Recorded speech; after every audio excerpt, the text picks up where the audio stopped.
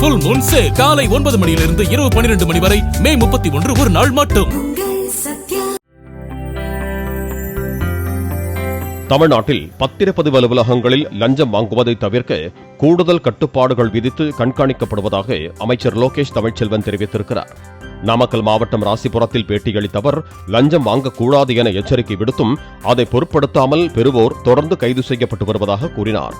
வரி குறைப்பு குறித்து வரும் மனுக்கள் பரிசீலனை செய்யப்பட்டு மத்திய அரசிடம் கோரிக்கைகள் முன்வைக்கப்படும் என்றும் அமைச்சர் குறிப்பிட்டார். உங்களுக்கு நீங்க இந்த ஒரு 2-3 நாள்ல பாத்தீங்கன்னா உங்களுக்கே தெரிஞ்சுக்க நிறைய அரெஸ்ட் ஆயிட்டு இருக்குது. இது என்ன குறிக்குதுன்னு உங்களுக்கே நான் உங்க கவனத்துக்கே விட்டுறேன்.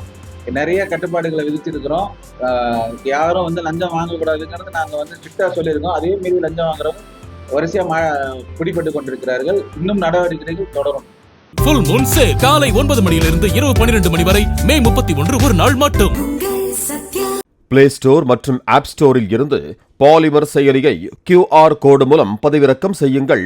செய்திகளை உடனுக்குடன் பெறுங்கள்.